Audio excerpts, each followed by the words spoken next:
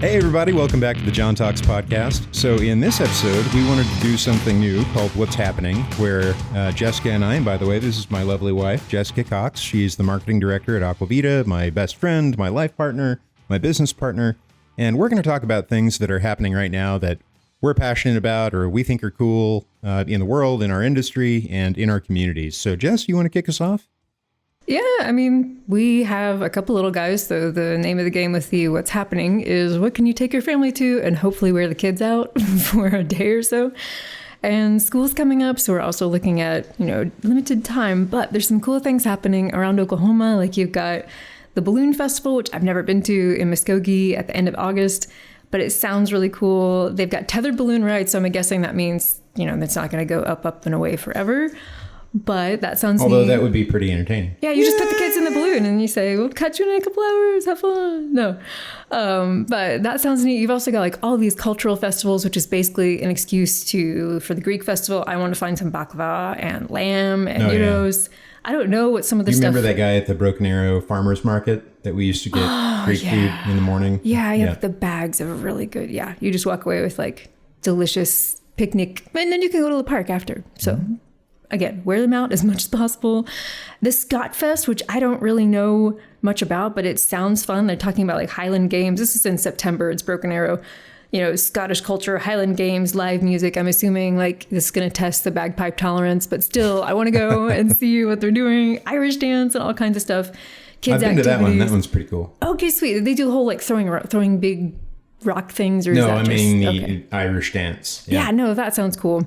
There's also like the Festival Americas in September, which is, Latin America. Again, I'm thinking food. This one doesn't mention kids' activities, so I don't know for sure. But they've also got other food-related stuff like the Okmulgee Pecan Festival, which is in the end of September, which is basically celebrating this delicious nut with 3 days of family-friendly activities. I didn't know you could get 3 days of activities and stuff around a nut, but I'm all for it. I think this is a good thing. So yeah, and then there's all the whole like Winter Squash and Pumpkin Festival, Pleasant Valley Farms and Sand Springs. This one's got bluegrass music. Oh, that's it's also cool. got the hay rides and the food and 20-acre corn maze, which is, come find your kids. I don't know if they hand out GPS trackers and you're like, good luck. But that's some of the stuff I'm interested in. You also got Tulsa State Fair and Oktoberfest, which is more like find a babysitter and then mommy and daddy get to go to a thing. So I don't know. Oktoberfest, I think, was more fun for me in my 20s. When I thought it was humorous to be around a bunch of obnoxious, drunken people doing the chicken dance. But yeah, no, it is a good time. But schnitzel, John, schnitzel. That is true. Can't talk, but... Yeah, so a few things that are going on that I think are interesting. The American Heartland theme park and resort that was announced recently. So... I have mixed feelings about this. It's theoretically opening in 2026, so you never know if it's going to happen or not. But I mean, it's a couple $1 billion theme park in Vinita, and on the one hand, from an economic development and tourism perspective, I think that's pretty cool because it could draw people to this area, it could create a lot of jobs. I love this part of the country, obviously, and I think it's cool when other people get to experience it. On the other end, I'm like, man, I mean, that's close to Grand Lake. So it's like, enjoy Grand Lake while you can, because, very shortly it may be crowded with more people, more so than usual.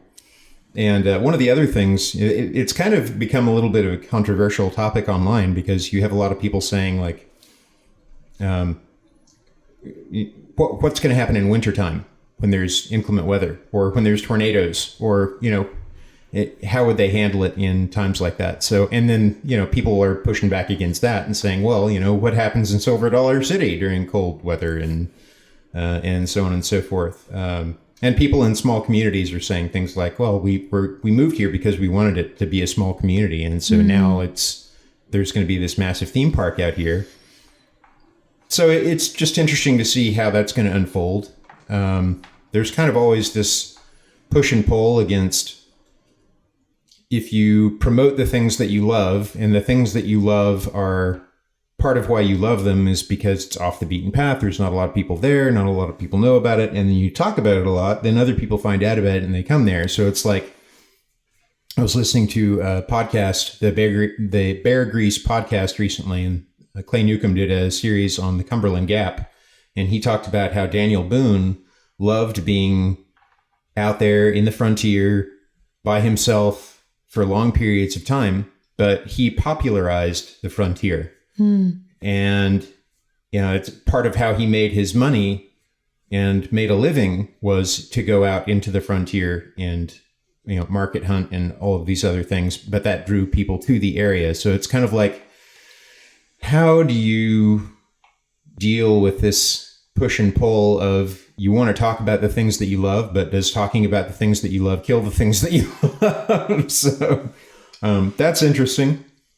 Another thing that's coming up that we have a little bit, or you have a little bit of family history, and I do by proxy, in is the Rush Springs Watermelon Festival. And I love things like this that are small community type events that are really nichey. Like this thing has watermelon ice cream, seed spitting contests, all this kind of fun, crazy stuff around watermelons, which, recently, again, listening to Bear Grease podcast, there's a series on there called This Country Life. And he talked about the concept of sharing watermelon with family and friends on a back porch together during summertime. And he told the story of he and his father riding around in the country. They just picked up a watermelon. They were taking it back and they saw a neighbor, this old man that they'd passed probably 100 times. And he was always just sitting by himself on the front porch. Well, this time, Brett Reeves, the host of This Country Life, waved to the old man. And the dad was like, "Who are you waving at?" And he goes,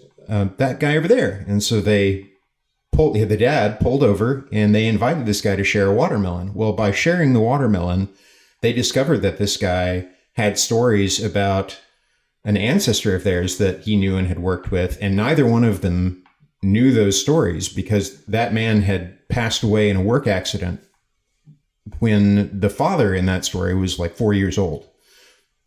So one of the things that he said to do in that podcast was, hey, if you go out and buy a watermelon in the summer, maybe buy two, and one you take home and share with your family and friends, and the other one you just keep in the back of your car. And if you see somebody, that's lonely on the side of the road or whatever, it gives you an opportunity to do something fun and social. So the other day when I took Mikey and, I think it might have just been Mikey that day, maybe Mikey and Danny. No, it was Mikey and Danny. So I took them both out to Pretty Water in Sapulpa, which is a fun little family-friendly lake/pond that spills over into a larger lake. And we were just walking around it and having a little picnic and stuff like that to give Jess some work time.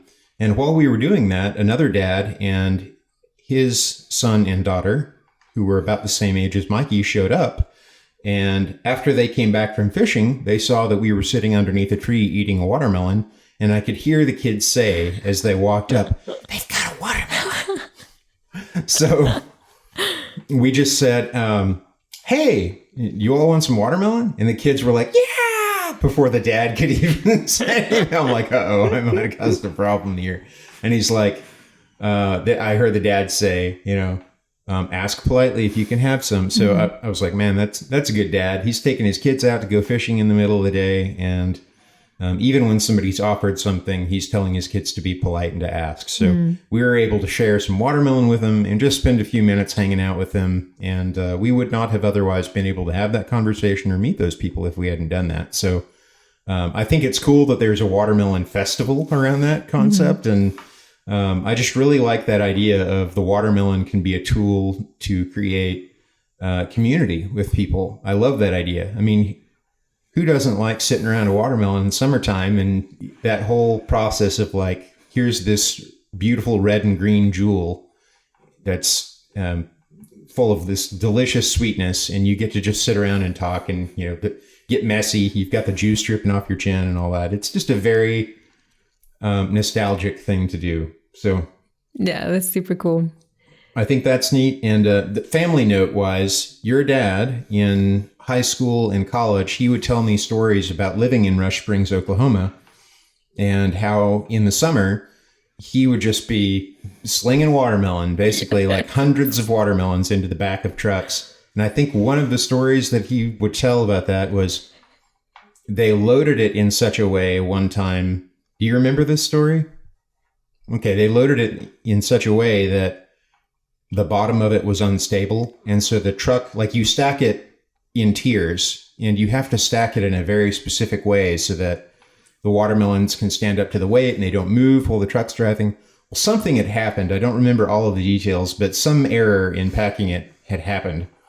And so the truck took off, and basically hundreds of watermelons exploded. Which I'm like, oh my gosh, holy cow, that would be the worst. But I always remember him telling stories about the Rush Springs Watermelon Festival, and continuity and family history are important to me. So I think that's cool, and I'd love to take the kids to do that. That's on Saturday, August 12th, 2023.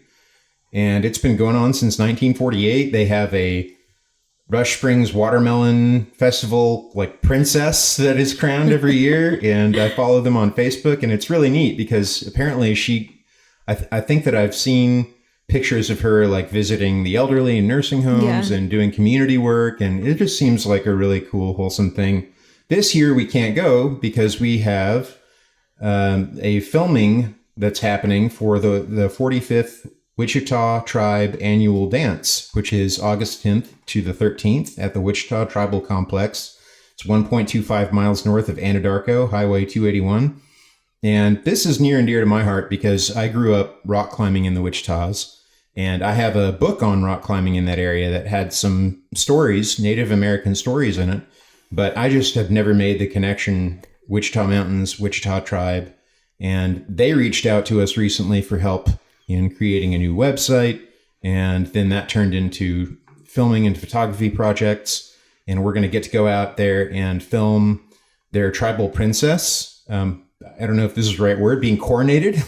Being crowned, yeah. Yeah, being crowned. And then that's on Friday, and Saturday is like a whole day festival around the Wichita Annual Dance. And then on Sunday, we get to record oral histories from members of their tribe and possibly some of the other tribes who've traveled into the area to be with them. So that's super cool.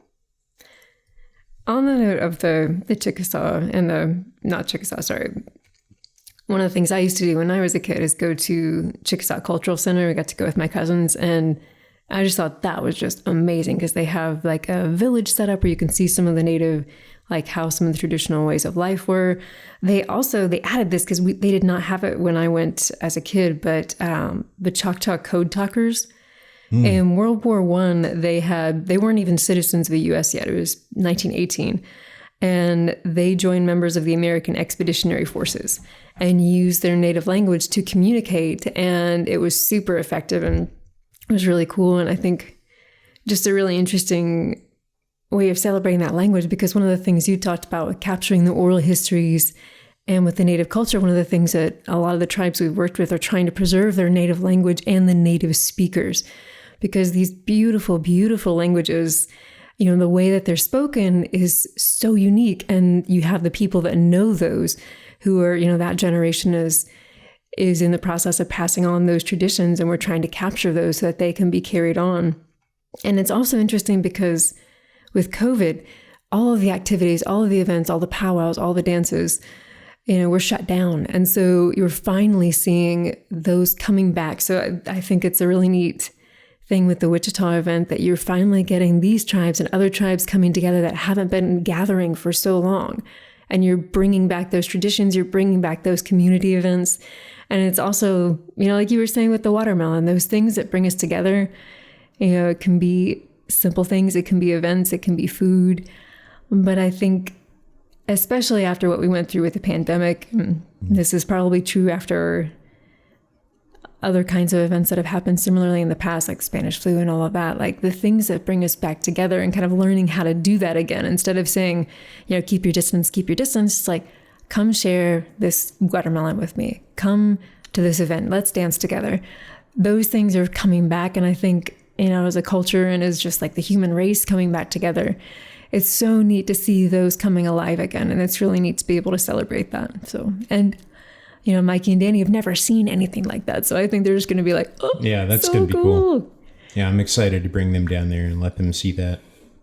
And you were talking about like, by sharing places that are wild and natural and that you enjoy being alone and being able to experience, nature, you risk the danger of, okay, it becomes overcrowded, overrun, and you have to find other places to go. And so, I know there's a lot of different things in Oklahoma that are really, really beautiful. Like Natural Falls State Park, we used to have family reunions there. There's just waterfalls, and it's beautiful and beautiful and beautiful. You had family reunions at Natural Falls? No, it was Natural Falls and Turner Falls. Yeah, okay. Turner Falls. There's a couple different falls places, but Natural Falls and Turner Falls. Turner Falls, I think, is bigger than Natural Falls. I'm not sure which one. It's shorter but wider. Yeah. And there's a river system that then builds up to the falls. Yeah. And there are lots of little falls before the Turner Falls. So, yeah.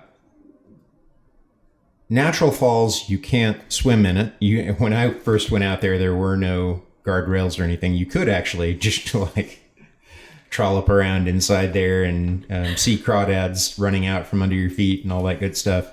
It is also beautiful in that it's 80 plus feet tall, and it looks like something that you would see in South America or something like, I think I heard somebody say Costa Rica has similar looking waterfalls, but it's just hanging moss and ferns and stuff like that. And it's like this waterfall has carved out a big cylindrical drop down into the earth.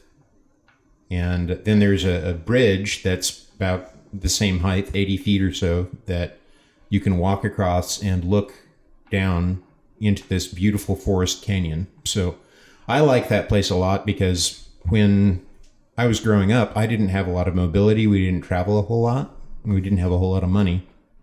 And when I finally had my own car and a full-time job and the ability to pay for gas and road food and all that good stuff, one of the things that I did is there was I think it was like a Travel Oklahoma or Visit Oklahoma type guide. And there were some beautiful photos in there. And one of the sets of photos that was for Natural Falls. And Natural Falls was one of the closest locations in there. And that was one of the first places that I ever remember going to by myself, under my own means, my own power with my own car, and just being out there alone and seeing that gorgeous waterfall. And I would go and tell people about that, and nobody that I told about it knew about it. And it was neat then I became for a while, especially in my late teens, early 20s, kind of like a concierge to craft like little travel expeditions. The construction crews that I would work on, I would tell them about some of the places in Oklahoma that I'd visited. Robbers Cave, Natural Falls, Turner Falls, the Heavener Runestone. I would tell them about this, and they'd never heard of any of these places. And so I arranged 2 or 3 trips where I took those guys on a very busy day, where we went to Turner Falls, the Heavener Runestone. Natural Falls, Heavener Runestone, and a couple of other places. I think Poto, we went to Warehouse Willie's. We maybe went to Talamina Scenic Drive in the Ouachitas. I was going to say, that's another major one. Yeah, and that's in southeastern Oklahoma. And I really love the state that we live in. There's so much to see, and there are so many diverse ecosystems depending on where you are. Yeah. And Oklahoma is really, I think, one of the best kept secrets in the United States. There's all kinds of incredible things to see here, and not a lot of it is hugely populated. So you can go out and kind of be by yourself or around very few people who are also lovers of nature and all that good stuff. So other things that I am excited about.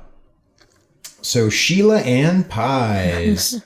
If you're listening, I apologize if I get any part of your story incorrect, but I believe at one point Sheila was a city councilwoman, and she just had an extraordinary gift for baking. Thank God she's now sharing that to the general public. So she started selling them in the Pink Lily, and they would go very quickly when it was announced on Facebook. And they are incredible pies. Incredible. It's not like, it's just like a grocery store pie. No. It's like the Ferrari of pies, the Rolls Royce of pies. It's amazing. So there is a building downtown that's being built, and there are a few things that are going into it. Downtown Jinx. And one of them is her place, which I think is going to be called Sheila Ann Pies. But while she's been waiting for that to be built, she has gone to France to do training in a patisserie school. She's gone to Las Vegas to do training with some of the best chefs in the country down there in patisserie. And she keeps posting pictures of all of these things that she's making, and none of them are accessible to the public yet, and it's killing me. So I'm so excited to have one of her dadgum pies and some of the other creations that she's learned to make in France and Vegas and all this good stuff. I can't even think. I'm so distracted thinking about her pies right now. So in the meantime, if you don't live in Jinx, if you come visit the Oklahoma Aquarium, I don't know when she's opening, but hopefully you can plan a trip for you can go to the Pink Lily. They're still selling her pies there. Thank God. Yeah, okay. It because it's really terrible to talk about these great things that you can't eat yet. Yeah, no, absolutely. So there's tons to do in Jinx, and then it's a quick hop to do a lot of other things in Tulsa. Yeah. So if you like shopping, there's the Tulsa Hills Shopping Center that has a ton of stuff. And by the way, there's an outlet mall that's being built right by the river. There's a pickleball court and club that's being put in also by the river. That's going to be really cool. Oklahoma Aquarium is continuing to expand, and they're adding more things. Super cool. So lots and lots of things going on in Jinx. I am so happy that we live in Jinx. Not just for the pies, but there's other well, not just for the pies, but I mean, we've got Andolini's, which is an amazing pizza shop. We've got Burn Co. Barbecue, which is an award-winning barbecue place. The Riverwalk, where you can go and listen to live music. I mean, the list goes on and on and on. So I'm super glad that I live in Jinx, Oklahoma.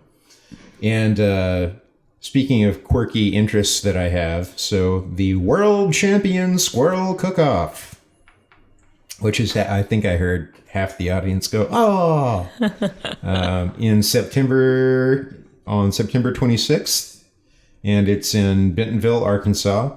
I may have the date incorrect, actually. I copy-pasted that from their website, which is squirrelcookoff.com. So check that for the correct date. Make sure you're going on the right date. Right. The date that I see on my calendar says September 26, 2020, but that obviously is not correct.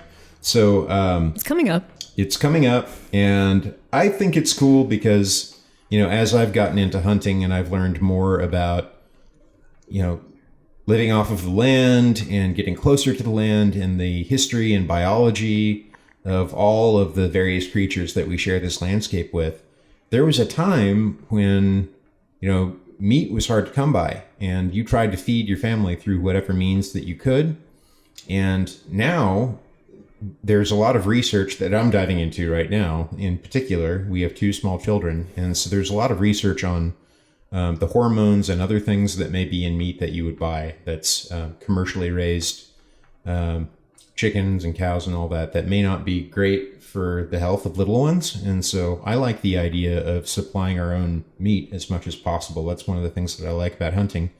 And it's just interesting to, again, I like niche-y things like that.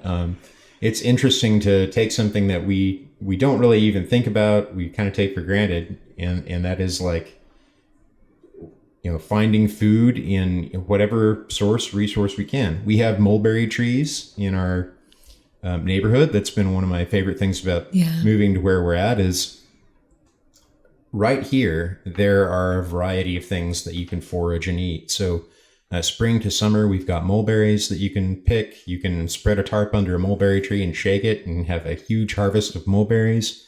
We have dandelions that you can pick the greens. You can do a batter dip on the dandelion flowers themselves and make a tempura out of them.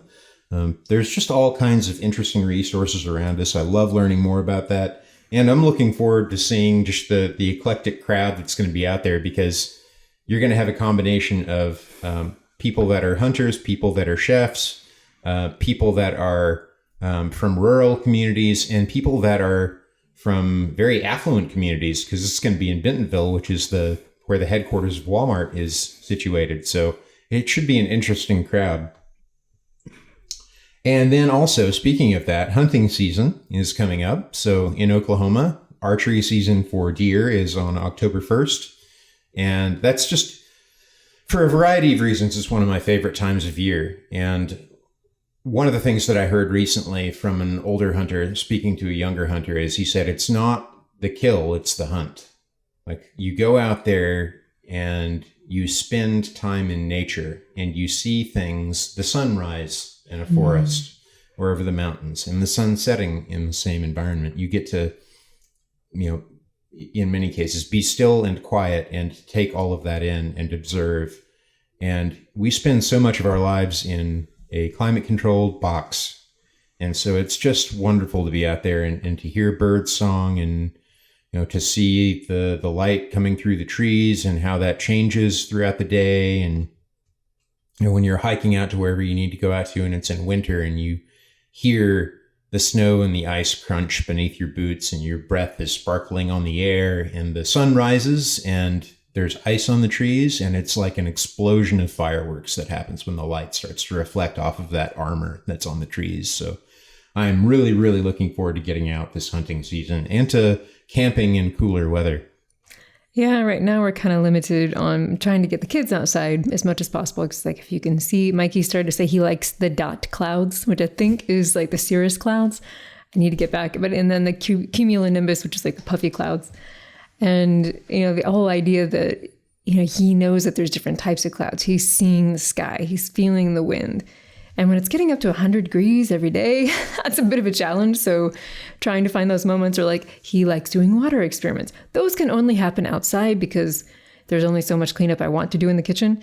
And he's getting outside. He's seeing different animals. He's got a little nature journal where he's like, we saw a robin today, or we saw this kind of bug, or like this kind of beetle. Oh, that's cool. And he saved a spider from one of the water experiments. So it's just it's interesting to see like the scale of adventure you can have as a tiny child just doing things outside. Yeah. When we were at Pretty Water Lake, we found blackberries growing wild and, soap berries, which can be used to make a lemonade, and they were past ripe, so not great condition. But he was so excited to see that. We found a hibiscus tree that was growing out there, and you can candy hibiscus flowers and eat them. You can make tea out of it, which is really good. And we saw skinks and stuff running around, and he just gets the enthusiasm of a child when they're out in nature and they're witnessing all of this stuff is really amazing. And it really, for me, it roots me back into the moment and takes me out of, okay, what groceries do I need to get? What do I have going on at work? Do I need to check email? And it really makes me appreciate all of those things around me with fresh eyes again. It's neat on the, what can you find in your backyard? What can you find in nearby parks and things like that? But also, Oklahoma City has, I think, a zoo. Tulsa Zoo just had a little baby giraffe born, which is literally the cutest thing in the entire universe at the moment. And you see this little tiny creature, come into the world, and within minutes, it's able to sort of totter to its feet. And, all of the other little giraffes. They posted a video on Instagram of that. Yes. And it was amazing to watch. So cool. And seeing all the other giraffes kind of leaning their heads way, way down to check it out. And also, just quick side note on interesting, creation biology is you have this crazy giraffe, and the amount of mechanics required for that thing to survive, getting blood up to the head, being able to lower the head down to drink without it passing out, or it has actually like a blood reserve, and it's like near its brain, so that when it does that whole, like it's a giant lever thing going down. Yeah, up. Wow, yeah, I hadn't really thought of that before. So that was one of the interesting, like, how do you have this idea with nature and with, for me, I believe in creation, and you have certain things like the biology of these creatures of like, how would you get an evolution process that allows all of these cofactors, like it's got to grow that neck, it's got to maintain that blood supply, it's got to work when its head's down, when its head's up. Otherwise, if it gets dizzy or passes out near a water supply, there's a lot of predators around there. It wouldn't survive. So there's a lot of things like blood clotting. You have like 14 cofactors coming together to get blood clotting to work. Otherwise, you die. And so it's interesting to see like the amazing mechanics of nature and of, our bodies and the way that these creatures were created. And then you also have just the really cool community mechanics of like this tiny little giraffe is born and all the other giraffes are lowering their head to kind of like nuzzle it or lick it. So all the little community of that little tribe, coming together. It's neat to see those things and to be connected to nature and kind of learn to be connected as a community or a family. Experiencing those things is cool. Yeah. Okay. Well, that was a lot to cover in what's happening, but I really enjoyed this. I think this is a thing that we'll continue to do and just cover everything from things going on in our industry to things that we think are cool happening in our communities and our lives about raising families. So I hope you all enjoyed this. Hope this was fun for you as well. And hey, if you do enjoy this podcast, I would appreciate it if you would subscribe and leave us a review. Leaving us a review actually extends our reach for the podcast and makes it more available to a broader group of people. And if it was useful or interesting to you, please share it as well. That helps us to grow our audience, and that would be greatly appreciated. So thank you all so much, and hope you enjoyed it, and we'll catch you next time. Sounds good.